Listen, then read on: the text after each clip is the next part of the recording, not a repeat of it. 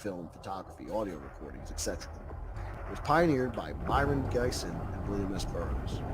Burroughs, who practiced chaos magic, was inducted into the chaos magic organization, the Illuminates of Thanateros, in the early 1990s. He was adamant that the technique had magical function, stating that the cut-ups are not for artistic purpose. Burroughs used his cut-ups for political warfare, scientific research, personal therapy, magic, divination, and conjuration. The essential idea being that the cut-ups allow the user to break down the barriers that surrounded consciousness, as Burroughs himself later stated. I would say that my most interesting experiences with the earlier techniques was the realization that when you make cut-ups, you do not get simply a random juxtaposition of words. They do mean something, and often these meanings refer to some future event. I've made many cut-ups and then later recognized that the cut-ups refer to something I read later in a newspaper or a book or something that happened. Perhaps events are pre-written and pre-recorded, and when you cut words and lines, the future leaks out. David Bowie compared the randomness of the cut-up technique to the randomness inherent in traditional divinatory systems like the I Ching or the Tarot. Other chaos magicians use it. Genesis Forge, who studied under Burroughs, describes it as later identifying a short circle under attack. Life being a stream of cut-ups from above. There are means to describe and reveal reality, multifaceted living, which from reality is generated. David Lee suggests various magical ways to use this cut-up technique, such as cutting together two people to form a love spell. Synchromysticism, a portmanteau of synchronicity and mysticism, is the art of realizing meaningful coincidences in the seemingly mundane with mystical or esoteric significance. It has also been described as a form of postmodern animism that combines Jung's notion of meaningful coincidences with the quest for the divine or self-actualization through experience. From the beginning, the founders of chaos magic were clear that the results to be attained through their techniques consisted of synchronicities, with Carroll stating in Liber Null Cycle that all magical paradigms partake of some sort of action at a distance, be it at a distance in space-time or both. In magic, this is called synchronicity. A mental event, perception, or an act of will occurs at the same time, as an event in the material world. Of course, this can always be excused as coincidence, but most magicians would be quite content with being able to arrange coincidences. Essentially, chaos magic consists of techniques for deliberately engineering synchronicity, which is pretty awesome. Carroll makes clear in later texts, magical results consist of meaningful coincidences or a series of events going somewhere and probably in its direction. Later chaos magicians have made the link between chaos magic and synchromysticism more overt. Gordon White, for example, writes in Synchromysticism as Kabbalah. How does teaching Hermetica work? How did Finko's system of planetary ritual magic work? Simply put, both work because some things are associated with other things. Symbols recur, patterns repeat, sounds heard on the radio associated with similar outcomes in your life. An animist universe speaks a language of symbols and synchronicity. To you, to itself, to the birds. This awareness underpins systems of magical correspondence the world over, such as practical Kabbalah or technical Hermetica. These systems are indications that the universe speaks in a symbolic language. Use them in a wider, synchromystic context. Elsewhere, White speculates this may be the secret of Kabbalistic apotheosis, hearing the language behind the words, connecting the things that aren't connected, a mystical framework for exploring and encouraging synchronicity. This is really what it comes down to with chaos magic. It's the synchronicity. A couple more super chats to get to right here. Since we're at the end of this. Midnight's Edge Picard for $2. Thank you very much, Tom. Much appreciated. Thanks, Jesse. Now I'm a woman. That went back to his. I do what I can.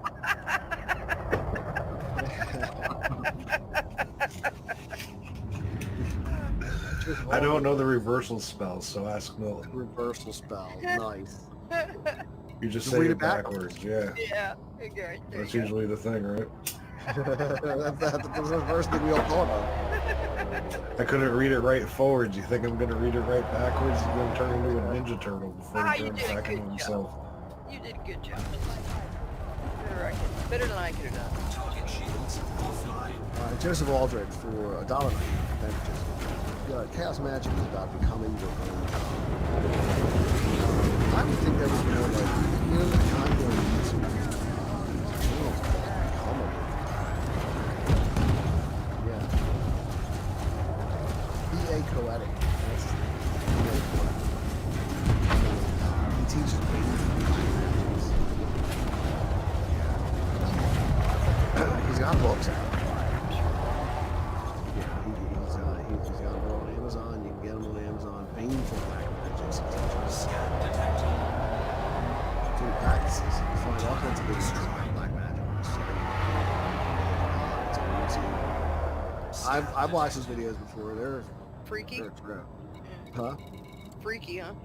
They're a trip. He's out in the desert. He's got robes on. He's conjuring the spirits and shit. He's not fucking around. This guy's not playing a game. Probably walk in his house and he's got all of his own created symbols. Well, if you want to be a wizard,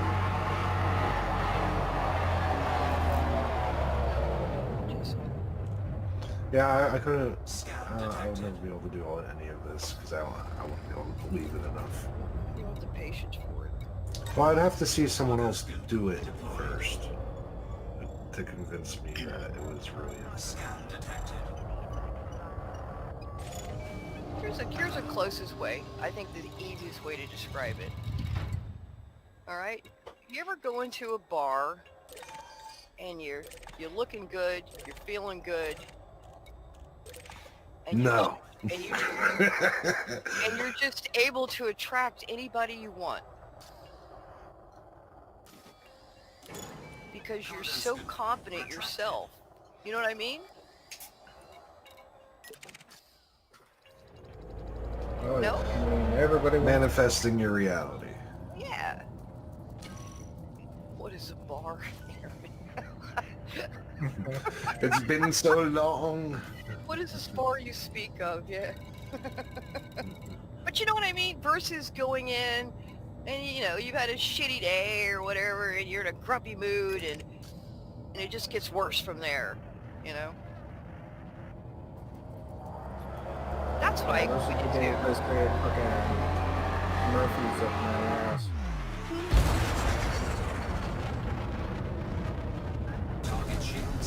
Murphy's? Are you talking about like wood soap? Ooh, Murphy. Murphy's Law, all that shit. Yeah. Yeah, Not the more proper cleaner. version. Pete's like, I've been cleaning this house every day. There's nothing else to do. That's funny.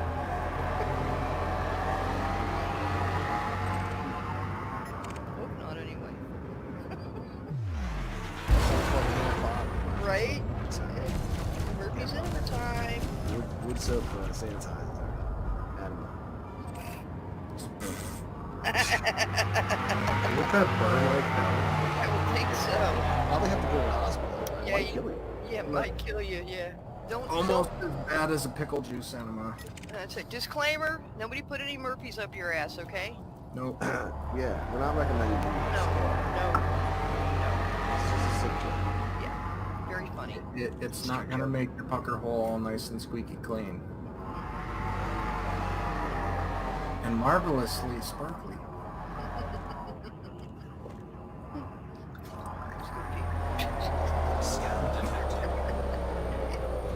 I don't even know if they still make that shit. Yeah, they do. We got the sink. Yep. We do.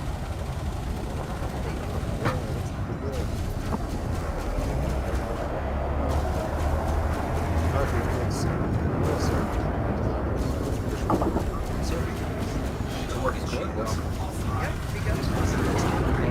Over here, I need to grease them up. I need to grease them up so the kids are sliding all over the place. Yeah, that's right.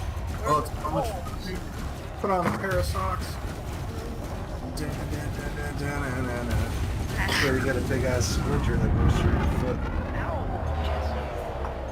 Well, that I'm just tossing out some chaos magic.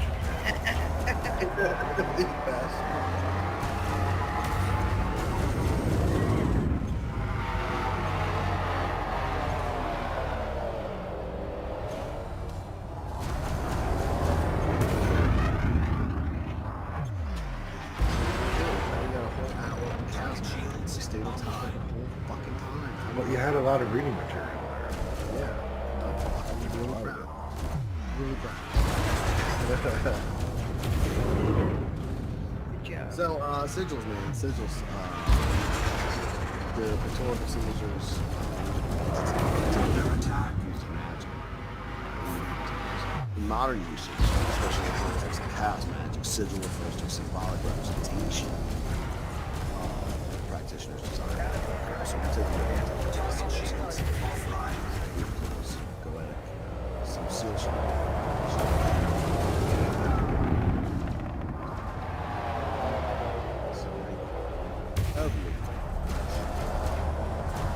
Got you like a fish.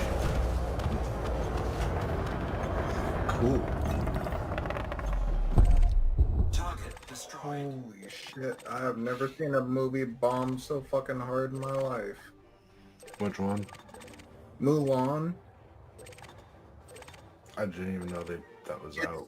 It's made $874 since it was released. Wow. What? It's made less than $1,000 Oh my God. worldwide. Wow. That's pathetic. Holy shit! Pathetic. Really pathetic. It's bad. How is that possible? Well, They didn't. They fucked up. They didn't do the spell right. They Man. fucked up. That's right. Damn. Like, you know, they removed Eddie Murphy's dragon character. They removed the love interest captain because they didn't want to, because he was the captain. I'm just gonna say this has nothing to do with sigils right now. So we'll put a pin in this until we run out of chaos magic stuff to talk about, because I don't think this movie's even out yet. It was from 2 days ago. Teen Vogue saying it's postponed. Well, it's not like anybody can go see a movie, can they? Or can they? No. Why would they release a movie in the middle of the pandemic? Mm-mm.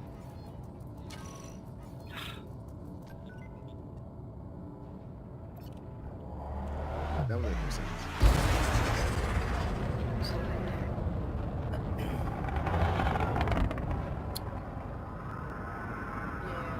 Its release date was scheduled for March 27th. Yeah, here. 3 days ago, CNBC.com. 3 days ago, The Verge. Yeah, they moved Can't that. get it on pay-per-view? It didn't bomb yet. Can't get it on pay-per-view? No. Well, I mean, because of this. Holly was just moving all those movies. So the term sigil derives from the Latin sigilla,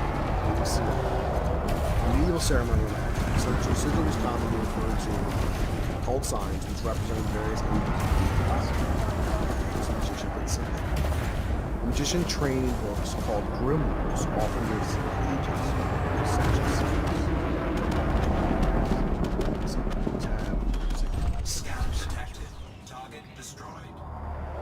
this is something we've gone over this in shows previously. We've done the 72 series. So we have 3 shows to do. Pressure.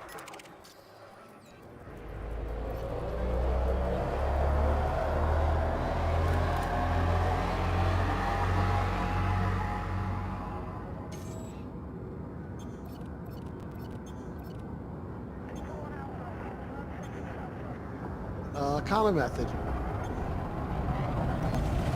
Okay. Grimoires, particularly well known list in the Western Crusade. This is the sigils of the 70 princes of the hierarchies of hell are given for the magician's use. Such sigils were considered to be the equivalent of the true name of the spirit, and thus granted the magician a measured control over the beings. The common method of creating the sigils of certain spirits was to use Kamias, magical squares, Kamias, the name of the spirits were converted to numbers, which were then located on the magic square. The locations were then connected by lines forming an abstract figure.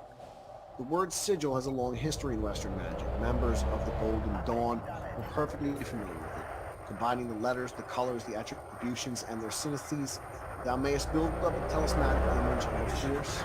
The sigil shall then serve thee for the tracing of a current, which shall call into action a certain elemental force. It is used in the making of talismans.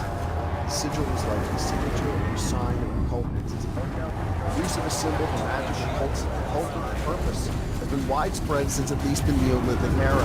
Some examples from other cultures include the yantra from Hindu Tantra, historic rune magic among the Germanic peoples, or the use of vives in Vodou.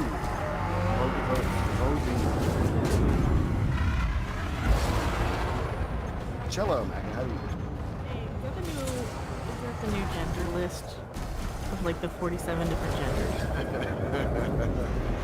All the symbols. put them all on the bathroom door? I think I see one that looks like a teddy bear or a really weird looking cat. The one on the bottom right is definitely a penis. That's trans furry representation. One looks like a horse head, so I'm not really gonna go with that.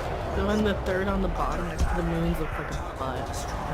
Kind of next to the moons, but two over from the moons. The moon's like a dead cow.